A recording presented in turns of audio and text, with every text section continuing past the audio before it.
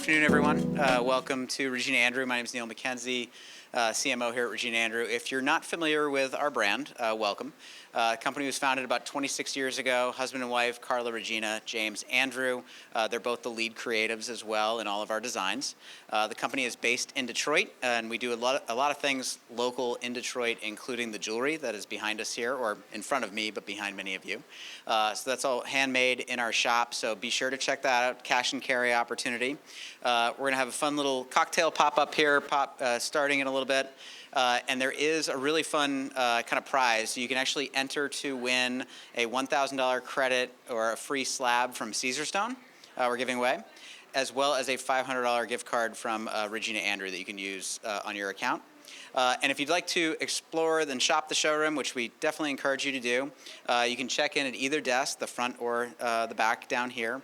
And we have these little wish list scanners that allow you to go around and just scan items that you're interested in. And if you already have an account with us, all of those items will appear on your website when you log in under your account. So it's just making that process easier for you to kind of navigate, remember what you saw, and to shop. So take advantage of all that.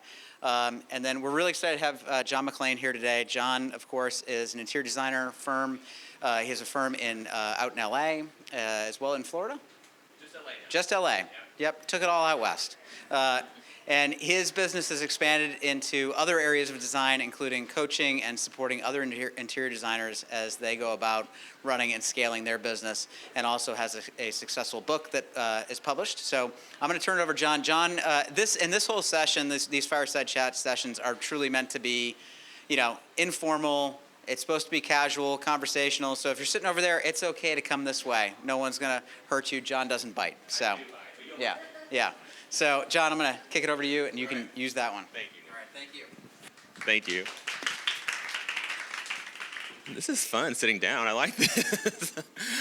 Thank you, Neil. Thank you, Regina Andrew. Like, what a gorgeous, gorgeous showroom. I love. It's like eye candy in here every time I come in.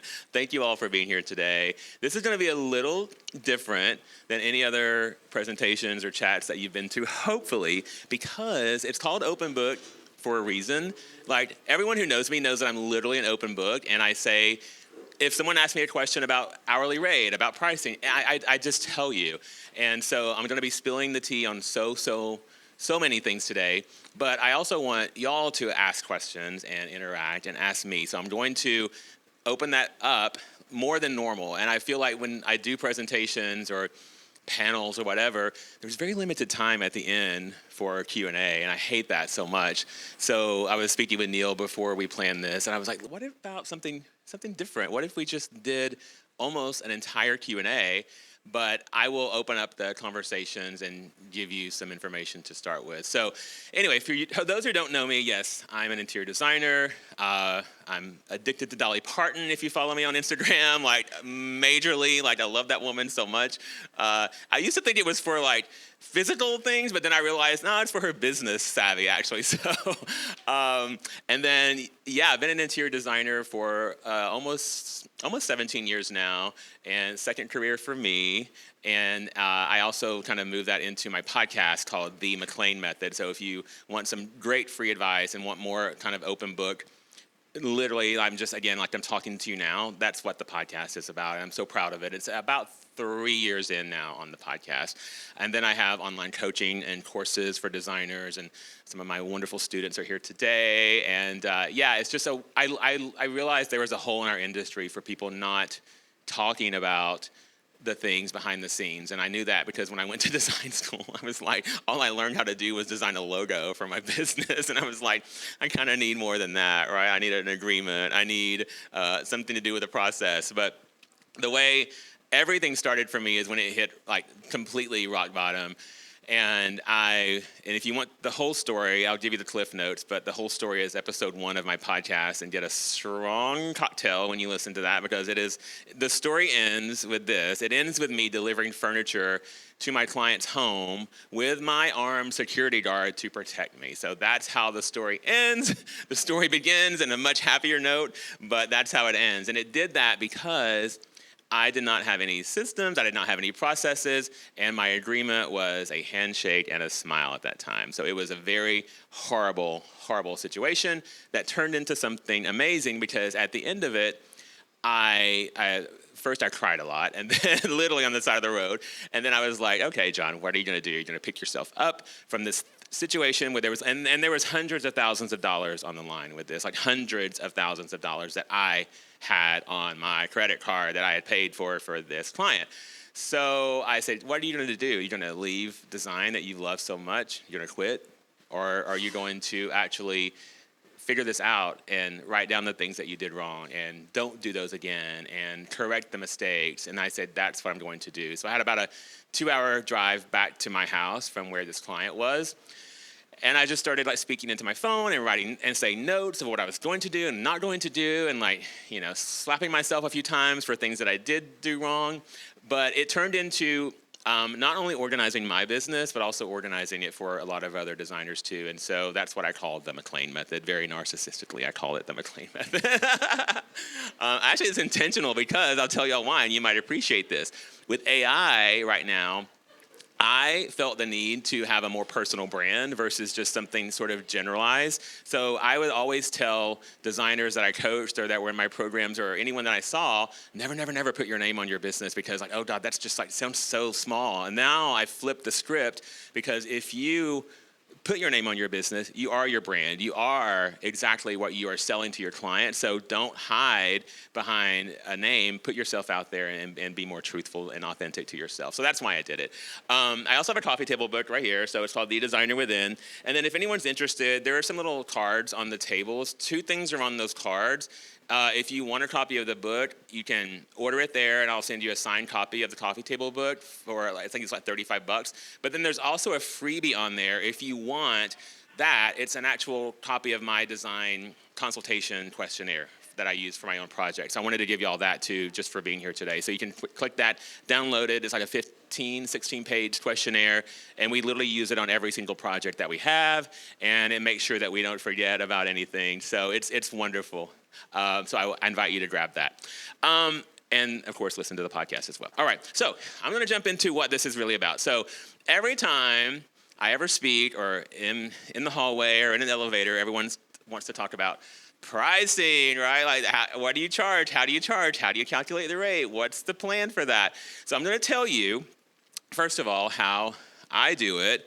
And it's a little different than what probably you might be used to, or a little different than maybe what you've been taught, but it works like a charm for me. And you can take it, you can leave it, you can apply it, not apply it. All I can tell you is this: I've tried everything under the sun, and this is what I do. And then I'm going to have you all ask me any question that you want about pricing, flat fee, hourly fee, anything, like anything at all, I will tell you, and you can get a straight answer from me. So the way I do it is this. I started my business doing hourly rates, right? Because that was what it made the most sense, and it was the easiest way to sort of calculate time versus this. Then I realized, like, I'm not just giving my clients time, I'm giving them a transformation. I'm transforming their lives. I'm transforming their kids' lives. I'm transforming. And when I knew this happened is when I finished the client's install, and we were standing there with the client, and it was like this masculine guy, and like, you know, rough and tough. And he was like, he played drums in a band, and then the guy started crying when he walked into his room, and I'm like, oh my God, like this is, which we all were like, okay, we're gonna cry too. So everybody was crying, you know, it was like a love fest. And this guy didn't even like talk, it didn't even like touch our hands at all. Now it's like we're hugging each other and like all the things. And I was like, man, look what we're doing. We are literally changing lives before our eyes, and we take it for granted. We take it for granted, that superpower that we have and that special gift that we have. We just give it away for free, and we're shaving off hours off of invoices, and we're apologizing for proposals, and oh my God, I can't believe, I know it's a lot, but you know, please, it's okay if you don't want to sign it, but I would love for it if you did. So those days went away for me when I truly saw the changes that we were making in our clients' lives and the transformations that we were doing. So then I moved from hourly fee to flat fee. And my first hourly fee, by the way, was $50 an hour because I didn't know any better. And my family built homes and they were in the construction industry. And so I was like, wow, $50 an hour. That was way more than I was making at the time. And I thought I was rich with that. And then for that, I was like, because I knew construction, I was installing wallpaper and laying tile and like all these things for clients that no designer should ever be doing. And one day, the client pulled me aside and he was like, John, you could probably take on more projects if you didn't do all of the work on those projects. And I was like, yeah, you're right. So I went from 50 an hour, and then I went to 150 an hour, and then to 200 an hour, and then we ended up at 350 an hour, which is where we are today, and we're about to increase that to 400. But I say that to say those numbers weren't just plucked out of the air. Those numbers weren't just like, the first ones were, obviously, but the ones toward the end are calculated. There's a program behind it, and it's a little bit of a formula, but not really. You really just need to know what are your outgoing expenses for your business. What do you want to make as your profit every month? If you are a solopreneur, even if you have a team, that still goes into those expenses category, and then that will tell you what your hourly rate should be. It's very simple. So it's not just pulling a number that you hear someone say. And I hear it all the time. Oh, I can't charge this because I'm in a small town. My offices, but I just closed my Orlando office last March, I think. And when I did that, and by the way, it was intentional. I was like paring down, redefining success, all that woo-woo stuff that I wanted to do. And I turned 50 this last year, so like all these things are happening. So, but when I had those offices both running at the same time, I was charging the same rate as in LA, in Santa Monica, in the Pacific Palisades, in Beverly Hills, as I was in Altamont Springs, Florida, in Orlando, Florida, and all these places. I really was. And it was because the same quality of work was being given to every client in both places. There was not any gap in the type of product we were delivering. And the people in Florida saw that, and they knew the difference that we were making, and because they saw something different in us. So it was okay to charge that because we were giving them deliverables for that. And I'm very big on deliverables.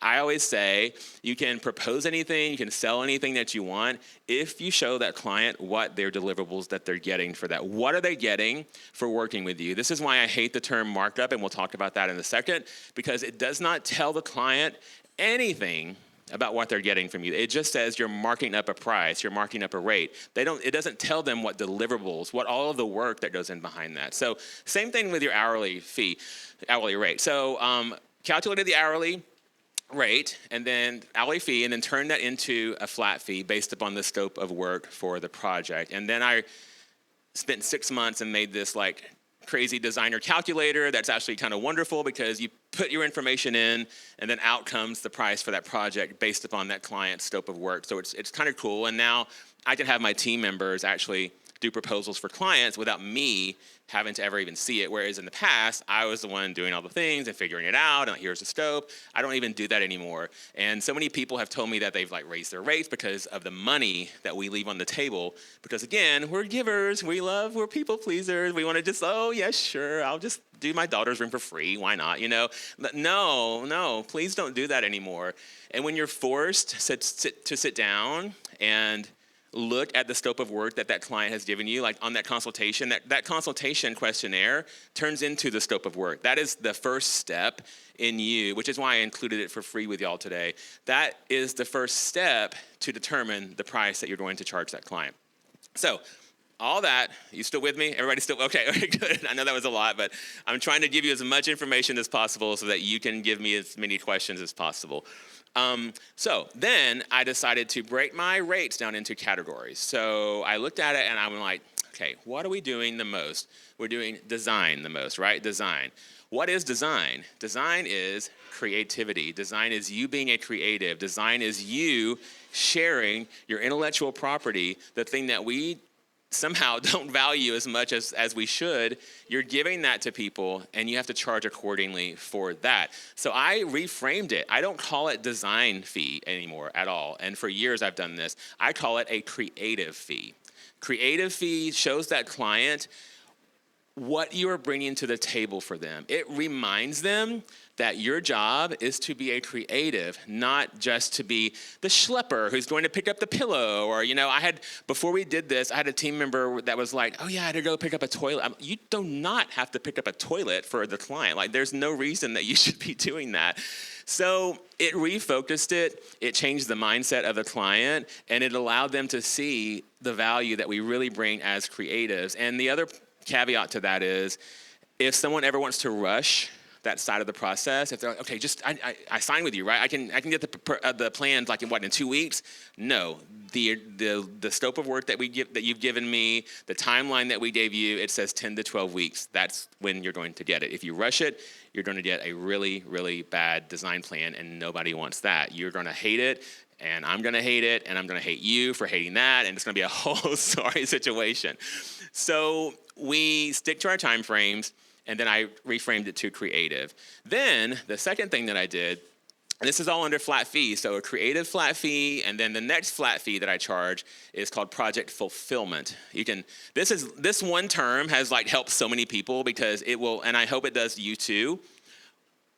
I hate the term project management for interior designers because we are not managing the project. We're not, y'all. We're not managing if that person shows up and puts the tile in. We're not managing if the electrician is late. So I extracted that, and I have my creative fee, and I have my project fulfillment fee. And the project fulfillment fee is, to my definition, is we are delivering the design intent of the project. We're making sure that what you approved for the creative work that we did is now going to be fulfilled as the design finished product. We're going to work alongside the contractors, yes. Are we going to hire the contractors and the general contractors? And no, none of that. That is going to be separate with the clients. Our clients pay the general contractors separately. They pay us the creative fee. I'll tell you what happened when I started doing this. Clients started respecting the creative part more, and they started putting less focus and less headache for us on checking in at the job site. So for the project fulfillment fee, it is a flat fee, but it includes specific site visits. So if it's a new construction home, we list out every site visit that we have done on new construction homes. And we tell them, here's the site visit for, plumbing walkthrough, electrical walkthrough, cabinetry approved, whatever.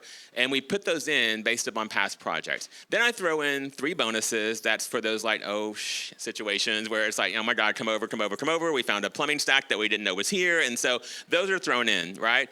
And so it usually, if you base it on the data of your past projects, that project fulfillment fee and the deliverables behind it usually work out okay. If they start asking for more than that, then it goes into an hourly situation where we will invoice them hourly. So if it goes past the included visits and the included things that we deliver for that, and it could be anything you want. We do this for, by the way, we do this for new construction, we do this for renovations, and we do this for just furnishings and decor. Because guess what? If you've had past projects, you know when you're going to need it to be with someone related to that job. You know when. We just don't sit down and think about it. But I sat down and I wrote down every time we ever had any interaction with a general contractor or a builder or a plumber or an electrician on various types of projects. I made note of that. That's how I came up with those regular visits that we would make, for those clients. And so if you do the same for yourself, you can come up with a flat rate for that. I did flat rates because we all want luxury projects. I know this. Some of us don't say it, but I know y'all. Y'all do. You want the high-end projects. We all do. And it's okay, and I want you to have those. But those clients, I found, got tired of invoice after invoice after invoice after invoice. And what was the term? Nickel and dime. I'm tired of being nickel and dimed. I heard that a million times from these people. And so I decided to sort of compartmentalize everything so that it was easier for them to get their invoices. And it wasn't like an invoice every month. Even, and I'll talk about this in a second, with products, we do the same. So you have your creative fee, the project fulfillment fee, and I didn't finish my story, but when I knew this was working was when a client actually, we had a site visit plan. I believe it was for tile installation or something. She called us apologizing to us that the framing wasn't complete, nothing was ready for us to come through for the walkthrough. She's so sorry that the contractor didn't get it ready. So how many times has a client apologized to you as a designer for something that the contractor did, right? It usually rolls back downhill to us. If you just reframe the conversation and remind them that that is not in control of you, you will be there to help that person make sure that the design is beautiful. I'm telling you, it will change everything. It's just about a mind shift for you and a mind shift for your clients as well. And we have to get used to, again, valuing the time that we have. And then the third way that I've kind of changed our pricing is I call it production. And some of you may do this as well, but it's basically when you order a product, you will, and we'll talk about sort of the profit margin that you'll make on that in a second. But what I do is I charge a production fee. So if they order this chandelier, I will invoice them for that chandelier, including the profit margin that we add on to that. Then I will calculate the shipping cost. I will calculate 6 months of storage in our warehouse. And then I will calculate delivery to their house of that as well. So whatever they order through us is added on instantly at that time to that invoice for whatever they approve. So if we're in, let's say, a 3-hour presentation and we're presenting the entire first floor, at the end of that, if they approve those things, when they approve those things, they're going to get an invoice for the total amount of product, the total, and then on that is a percentage for shipping based upon our data. Don't just pull this out of the air, but base it upon data of past projects, base it upon the price that your warehouse charges you to, hold things and to deliver things.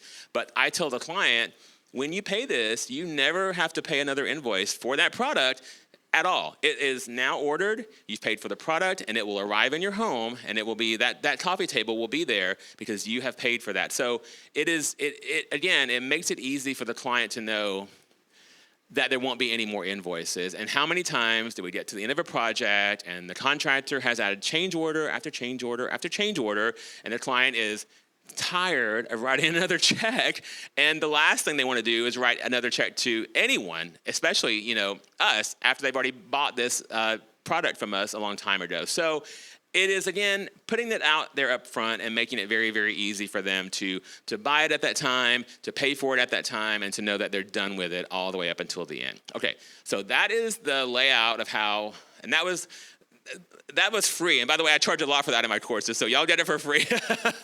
But I sincerely hope that it helps. And I do all of this because I really want to change our industry. And I know it sounds cheesy, and I know a lot of people say that, but I really do want us to be more open about our conversations around money, around pricing, how we price. Are we afraid to price a flat fee? Why are we afraid to do that if we are? And so now, before I move on to the next topic, I would love to hear any questions, anything about hourly rates, flat fees, calculations of such things, anything that y'all have, I'm ready to answer. Yes, anybody have a question?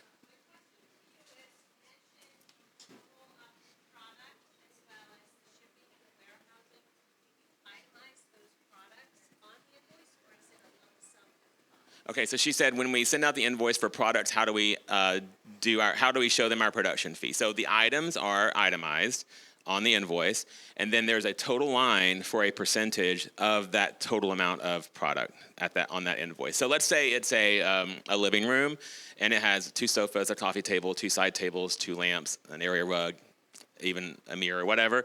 All that's listed, and then the percentage that we have is then calculated as a line item total as production. We use QuickBooks for the final invoice.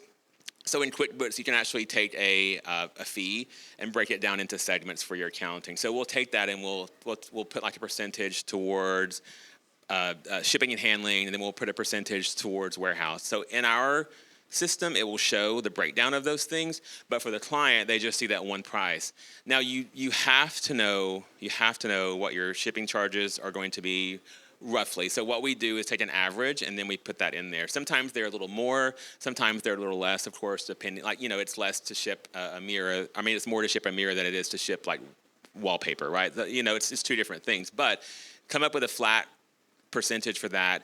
And it kind of comes out in the wash. But the thing you have to, at the end of that project, you have to stop and, of course, review the data again. Did I make enough? Did I lose money? Whatever. There's always, especially these days with everything, like all the different things that could come in for, changing a price on a product. But yeah, it's one line item for the client for that. And then if they're like, oh, we have an online system where they approve it, and if they're like, oh, I approve that side table now, and now I can invoice that, it's just another line item and then another percentage for that one item.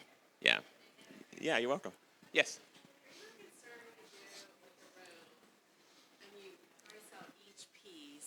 And you price out each piece that clients kind of go through and say, oh, that seems like a bit much. Like, I feel like they get a bit persnickety with the detail. So I'm a little bit hesitant to do item by item pricing.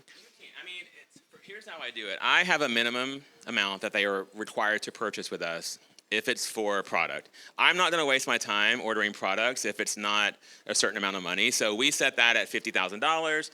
I do that because it's not like an incredibly high number. It's also not an incredibly low number. So it weeds out people who are just kind of like, oh, hire me to order a $500 product. And then sometimes maybe I want to do one room. Maybe I want to do one nursery versus an entire space. So that is what I have for that, a barrier to entry per se. And then, as they start to approve things, I do show them the pricing for those things because they also, if they don't hit that amount with us, they are required to pay that to us. So why would they want to turn this down when they are still required to spend a certain amount of money with us? So that $50,000 that we have can be anything. It can be $200,000. I don't care, whatever it is that you all want to do, but have a minimum order, a minimum. Showrooms do it all the time for certain pricing levels. So why don't we do it as well? And again, it's all the work that we put into that should be paid. So I do itemize it. I haven't had any issue with that because one thing you'll know about me too is I'm like ultra transparent with clients and ultra transparent with everybody. Like I learned that from that awful situation that I had in the beginning of not being as conversational, not being as open with the client, not telling them everything. And now I learned no, I lay my head on my pillow at night, y'all, and I don't have to worry about a text message because we don't do text messages, first of all. That's number one. No client has our cell phone number, first of all. But an angry email does not come through because we have told them everything. So my agreement is with the scope of work is around 26 pages, and it's fabulous, and I love it, and it's the best thing in the world because it protects me in so many areas. But in that agreement, it has all those stipulations with that. And I don't really mind if they decide not to buy something. I have learned to let go of ego as well. I have learned to let go of oh man, that's not going to look so great on my website, or maybe that won't get published because of this.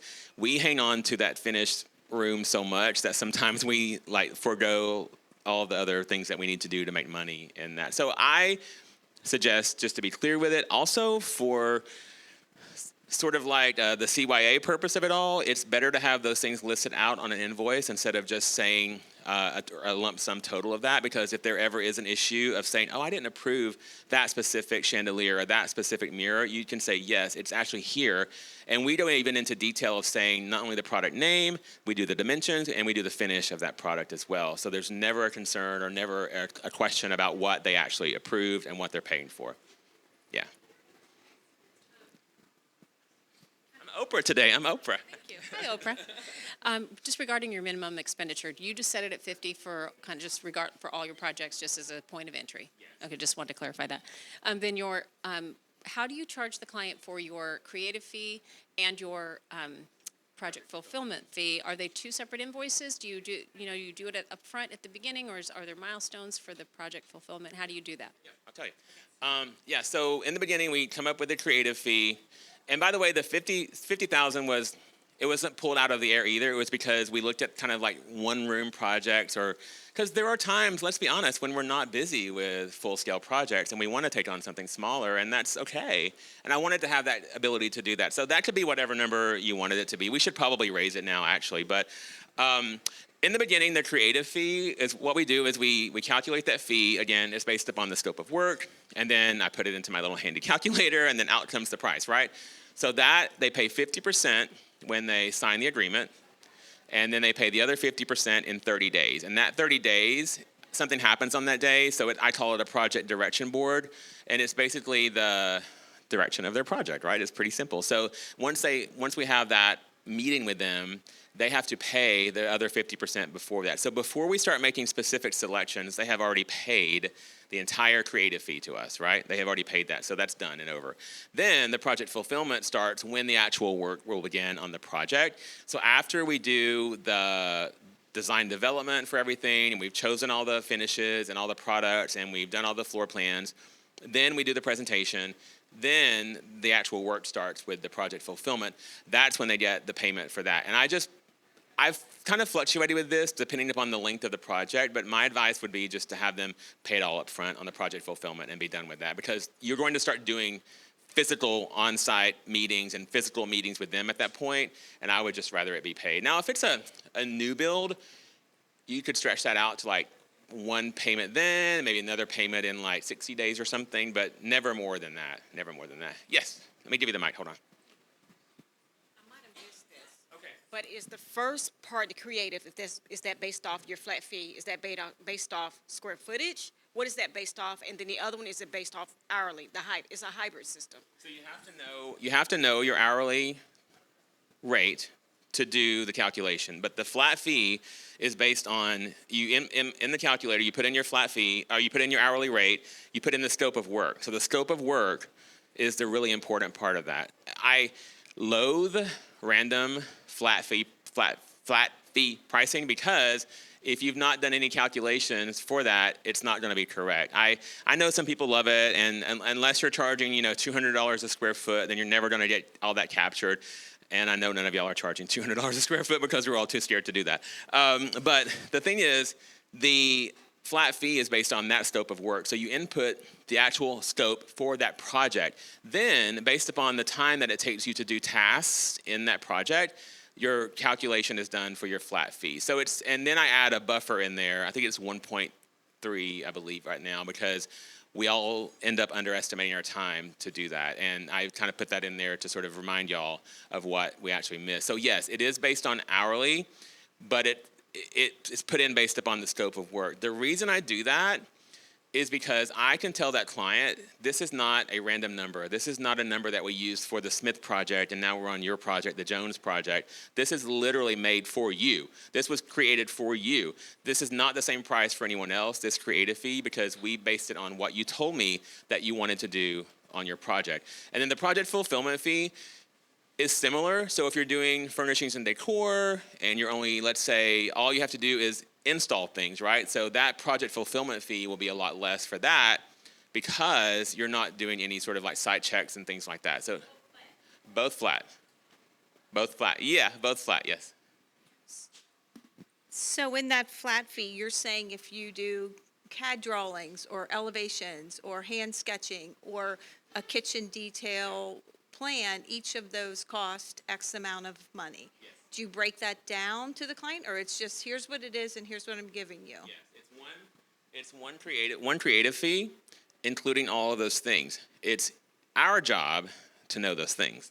It's our job to know if it's a kitchen renovation, what are we going to do in that kitchen renovation? And I know you all know what that is because you've done them. If you've never done one, and there's always a question of, I'm a new designer, I've never done, then make a fake project. Make a fake project, put everything in there, spend the time, do the things that you would do for a client, then you'll have something to base it on based upon the time that it took you to do all those things. You can include as much as you want in there.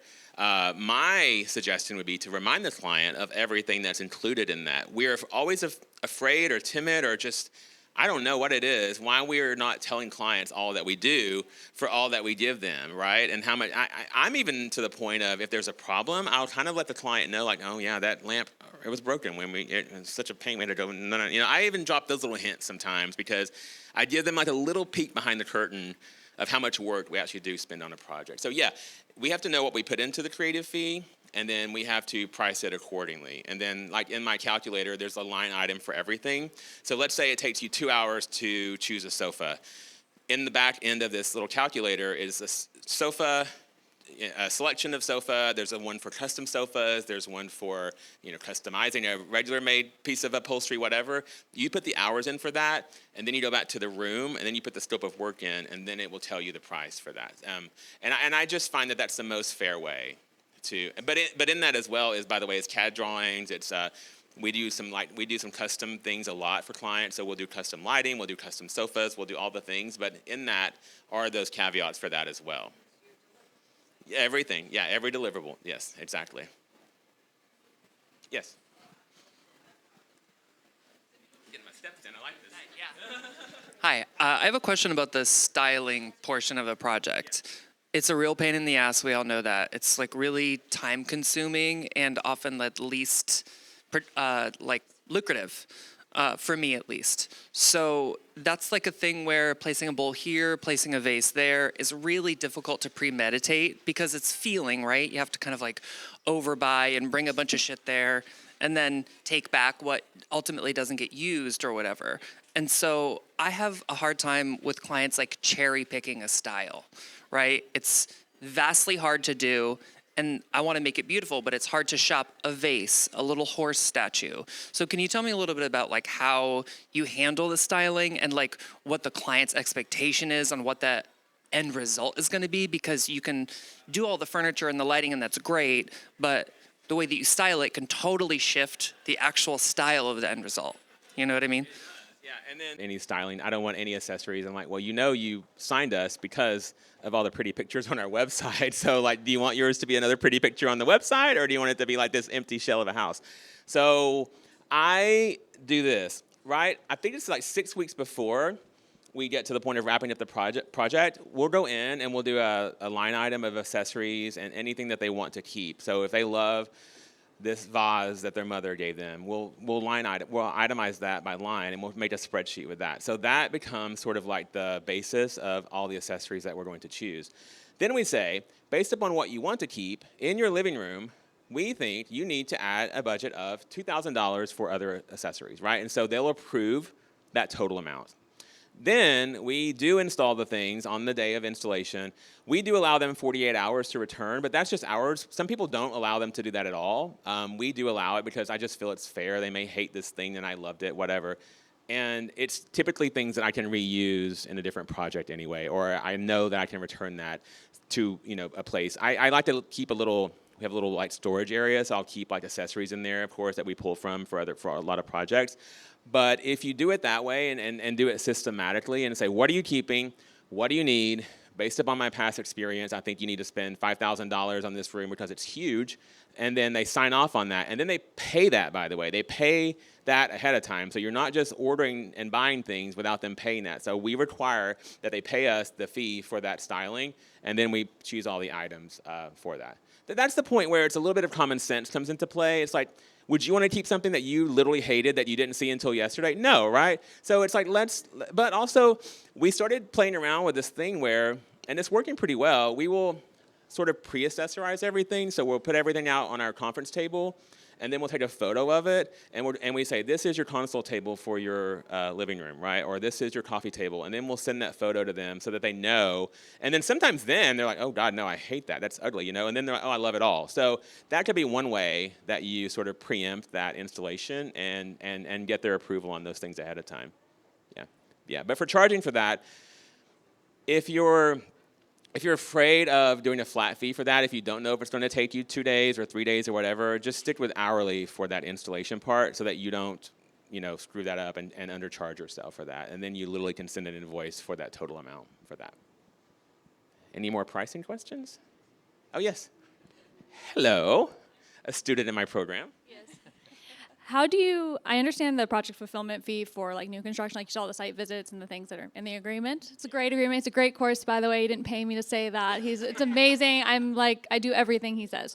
So in project fulfillment, how do you justify that for the decor projects? Like what do you say comes included with that? For just furnishings and decor. Oh, yeah. So we know per the type of, so her question was how do we let them know the cost essentially of what deliverables are coming with the installation of of the project fulfillment, you mean? Oh, yeah, we literally list it all out, and it changes by project. So in the agreement, there is that section where it says project fulfillment, what's included in there. There's like a master list of things. So there's one that's like, we could include da-da-da-da-da-da. So it kind of gives like the whole litany of things that it could include. But then it's our job, we have to whittle that down and say, oh, this is just a furnishings and styling project. So I know I won't need to have, anyone out there. I won't need, maybe not even a handyman, right? So you need to know at that point. I think our problem lies in like trying to make this pricing part easier than what it is, and it's not easy, and it's not fun, and it's not sexy, and it's just necessary. So if we just sit down and think like, what type of projects do we take on the most? My suggestion is to go ahead and make that list now. So make a list for new construction projects. Make a list for furnishings and decor. Make a list for renovations that include furnishings and decor, but don't include furnishings and decor. And then you're going to have this sort of like whole list of things for every client that you can plug in and then come up with the price for that. Because everything we do, nothing's new. Nothing's really, there's some surprises along the way, but nothing's really like out of the blue. So, like, oh my God, what is that? I've never seen that before. No, it's the same thing. We have to make it feel new for the client every time we present. I say it's like a Broadway show. You're presenting, I'll tell the client the same jokes, different I'll do the same thing, the same stories, because that story that I told for this project might be the same thing that helps this other project feel comfortable. So I just say it again and say it, with the same enthusiasm. So have those objections in your head ahead of time as well, and then have those kind of life stories and stories about other projects. If you're working on a project with a family of 5, talk about the other project that you did with a family of 5. Know that before you go into the consultation. Know that before you go in and start selecting products for them, right? So it's the same thing. We just don't stop and appreciate and understand, all the things that we did before that as far as projects go. Any more pricing questions? Who charges by the hour? Just curious. No wrong or right answer here. Hourly, okay. And then, yeah. Perfect.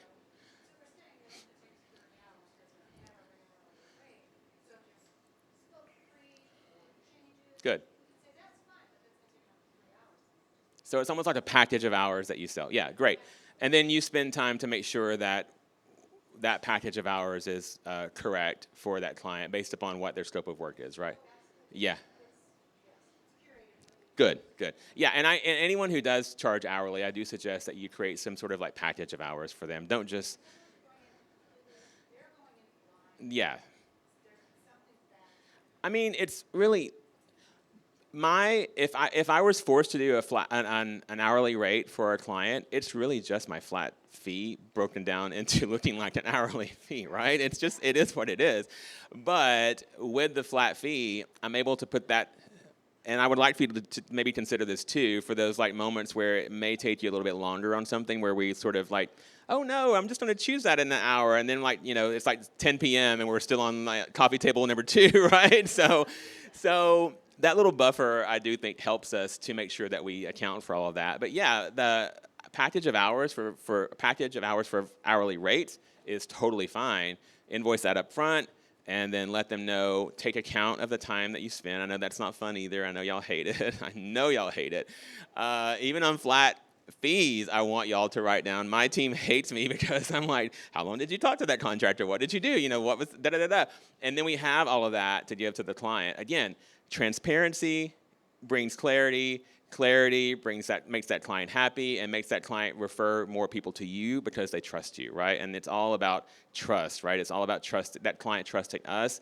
They're giving us a lot of money. They're giving us a lot of money for their homes. And if I'm asking for that money up front, you better believe I'm going to tell them what they're getting for that amount of money, right? It's just that simple. We just try to make it more complicated than what it really is. But yeah, yes.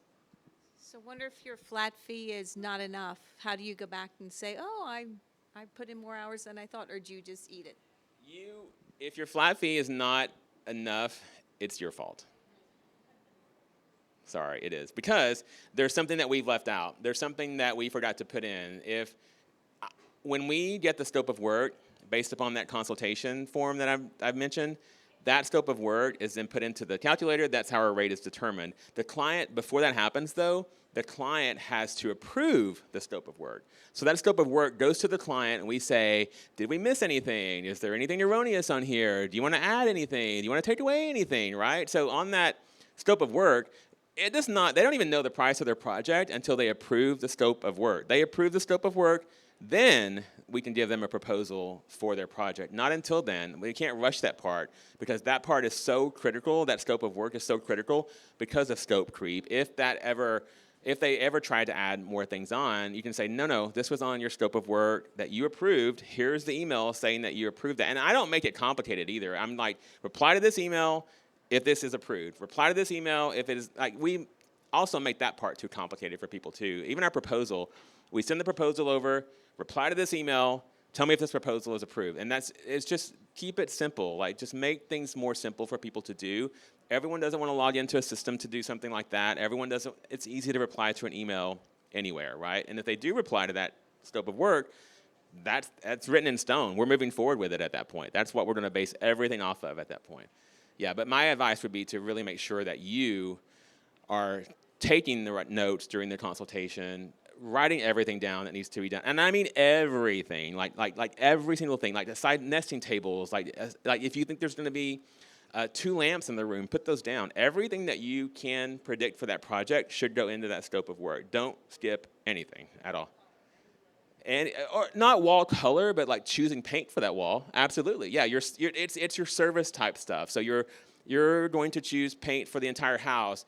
We have a category called throughout, where it's like everything. So it's like flooring for the whole house, or paint, or whatever, or electrical. Reflective ceiling plans, whatever.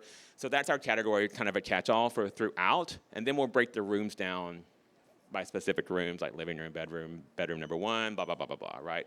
Even down to like patio, garage even, like whatever spaces you're doing should be a part of your scope of work. Yeah, detail. Any more pricing questions? Yay, y'all are gonna make so much money now. I love it. Okay, now into, how much time do I have? Am I good? Oh, okay, running out. But the whole thing's Q&A, so whenever we end, right? So it's all good. I don't have to stop at the end and say, Q&A time. It's all Q&A. So the next thing I want to talk about is making money off of your products from wonderful people like Regina Andrew. You need to make sure, obviously, that you're making money from that. I said earlier, I do not call it markup. I hate that term so bad. So please come up with another term for that. I recommend anything to do with the word procurement services, procurement management, whatever you want to say, come up with another term for that. The other part of that is come up with a list of things that includes. Don't just say, I'm going to order your products. Let them know. That means I'm going to select the product. I'm going to handle any issues with it. If it arrives damaged, we're going to da-da-da-da. And when we stopped and did that, I probably had a list of like 20 things that we did for just ordering product, right? Then we showed the client, here is what's included in your procurement management fee. This is exactly what you get for that. And they're like, wow, that's a lot. I'm like, yeah, it is a lot. Like, do you have a place for an 18-wheeler to pull up to your house? I don't think you do. So that's why we're going to use this facility to do that. So when you make that list of things that you give them, those deliverables for your procurement management services, you then figure out the profit margin that you want to make off of all this wonderful product. You want to figure out how you're going to make that profit from that.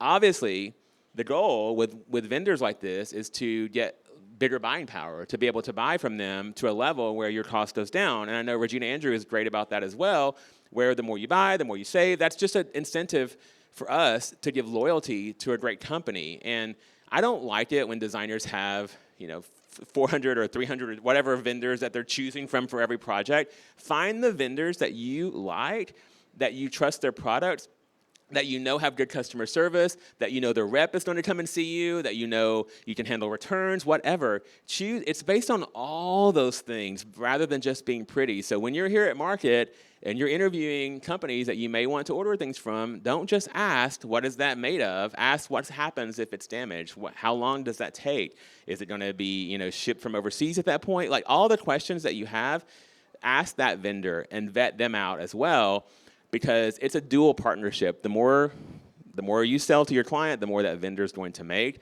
And the more loyalty you have, the smaller number of vendors that you use for your products, the less you're going to have to be pulled in 20 different directions and feel like you have to choose something brand new. We're reinventing the wheel for no reason every time we make selections. Like, look around this showroom, for God's sake. You can literally order an entire house, for instance, from Regina Andrew. Like, it's literally everything here.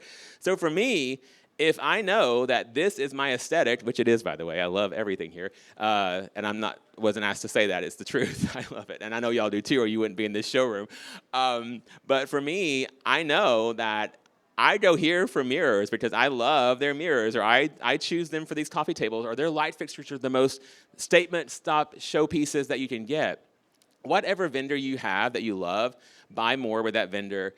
Ask for lower costs. Ask for stocking price if you can. Even though you don't have a storefront, many of them will offer that to you. Many of them will give you that tier of pricing if you continue to give them loyalty. So sell yourself to the vendor. Let them know how many projects you have. I'm always doing that. I'm like, yeah, we have this one coming up. It's an entire house, da-da-da-da. They will love you knowing that you are going to give them future business, and they will love you knowing that they're going to make more money from you, and then you will love knowing that you have a vendor that you can trust and that will be there for you when you need them. So all that to say, please get rid of the term markup. It's ugly, it's nasty, it's gross. It just sounds like nothing. It just sounds like you're charging for a random fee.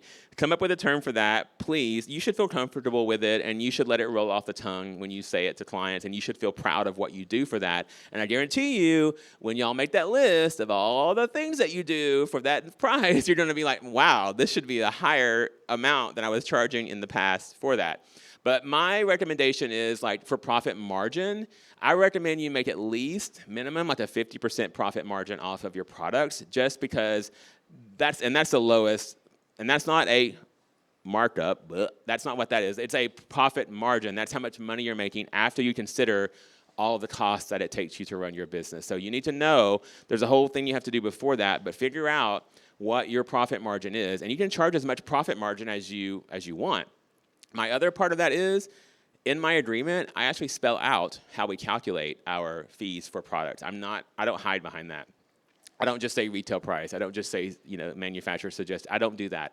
I give them the actual calculation because, and I know a lot of y'all are like, oh my God, I could never do that. Yeah, you can, because again, if you want to have something to fall back on, if there's ever an issue, or if there's ever a problem, or if they're ever questioning your price, or I found this for less, you have something to say. Okay, good, you found it for less. You still have to spend this much money with me. And remember how I said I calculated the price? You may have forgotten it. I know it's been a while, 6 months since you signed the agreement or whatever. And here's where that says that in the agreement. Then you tell them how that was calculated. So there's never any I don't know. There's never any stammering with it. You're very clear on it. It does not mean that you have to stop and explain your whole system of that to the client. It does not have to mean that you beat them over the head with it. But you should have it in your agreement where it's clear, where it's easy to understand, and where the client does not come back to question you later and ask you a million questions about why they found something for less. It doesn't matter if they did. Your calculations that they approved and signed off on are the way that you calculated the price for that product, right? Does that make sense, everybody? So you take the product plus your handling, inspecting, and shipping and delivery, and then you add your 50%. No. So the profit margin is just based upon the cost of running my business. So the cost of opening the door, the cost of going into your office every day, that's the cost of operating your business. And then you need to figure out how much time it takes you to handle product procurement, right? And then the other things like shipping and all the other things is kind of lumped into that production category that I mentioned earlier. Yeah. Any product questions? Yes.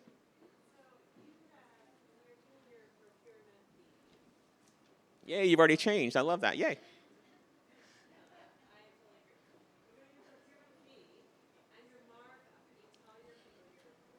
Oh.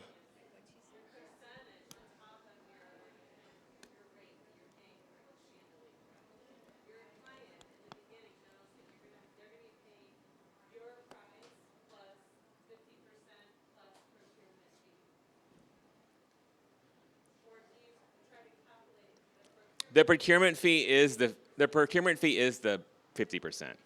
So the procurement fee is the 50%, but the way that you calculate it is based on profit margin. So.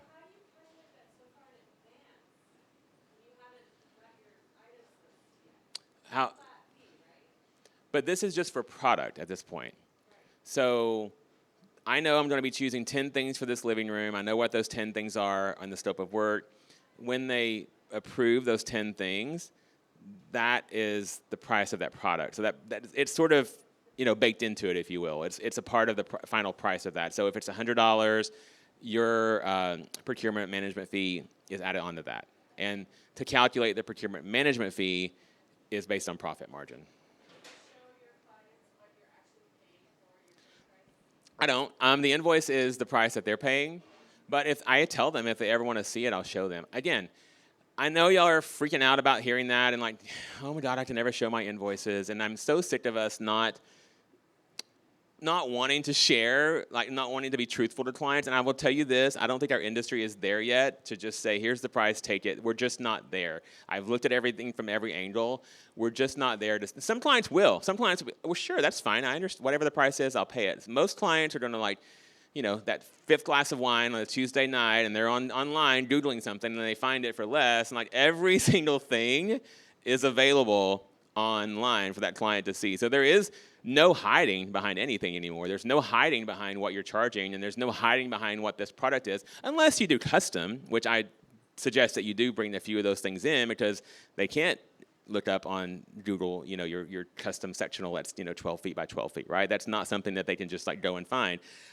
For the other stuff, I find that just by having that clarity in the agreement to show them what we are charging them for that, how that's done, is a game changer. Sometimes it will solidify the deal. Sometimes it will let that client sign because they know how much we're going to be sharing with them, how open we are about the way that we run our business. And if a client ever has a question or has a problem or anything like that, I blame it on me or my team because we have not communicated to that client clearly enough, because everything we have, every process, every pricing is written out. It's very, very clear. Maybe we forgot to tell them about it. So I think it's never the client's fault if they misunderstand something.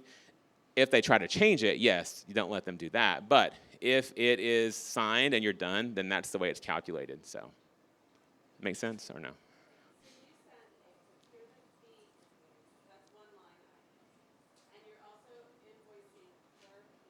No. So, $100 for this table. My procurement fee is $50. They get an invoice for $150. It's baked in. Yeah, it's all. You just need to know that calculation. You need to know what that price point is. They're seeing the total price. The total price. They don't need to get into the weeds on that.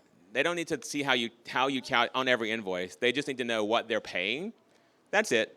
They just need to know what they're paying. It's our job to know that we're making money from what they're paying, right? It's our job to know that. Yeah. Any questions on that? Any other? Yes. So you just have that in your contract from the start, that this is what our fee is going to be on items purchased. Yeah. So I individualize each one, and I will say, this is what my net cost is, and this is my percentage I'm adding. I don't suggest that you do that. I think that's too much information for the client. So she's saying that she lists every product and then the procurement fee on top of that. That's overkill in my opinion. It's more about the reasoning behind it. It's more about the why versus the actual calculation. It's more about like, how did you get to that number if it's ever asked? And I would say too, most clients won't even ever ask. Most clients are just going to pay that and move on with it. It's us that gets into our heads about worrying about it. And you can charge 100% procurement fee. I don't care. Please do if you can. If that's something that you can do, yes, charge that. But have that terminology in your agreement that shows them how that number is achieved. And until something dramatically changes with the design industry, that's just always gonna be that way until then. It just is. And y'all will also know I call it an agreement, not a contract, because to me that is signaling to the client that this is a mutual agreement. This is something that we're both agreeing on. This is not just a contract that they're signing. So all these terminology terms that I use are very, very thought out. These are not just terms that I just decided to use one day. I use the word partnership a lot with clients. I use the word partnership with our tradespeople, with our vendors. When you say these words that have actual meaning behind them, it flips the script and it lets people see actually what that relationship is, right? Yeah, you're welcome. Any more questions? I think we're out of time. All right, we run over. We're good. Thank y'all very much. I hope this did y'all enjoy this kind of like relaxed kind of a session? Yeah, I did too. I think it's fun. I think that we never have time for enough questions in these presentations. And again, if you want to get the free copy of the consultation questionnaire, it's right there. Grab it. It's on those tables and on these tables. It's a QR code you can scan, and you can get that. Or if you want a copy of my book, that's there as well. And yeah, I hope you guys follow the podcast. It's the McLain Method, and you can hear lots of more things. Thank you so much. Enjoy the rest of your market.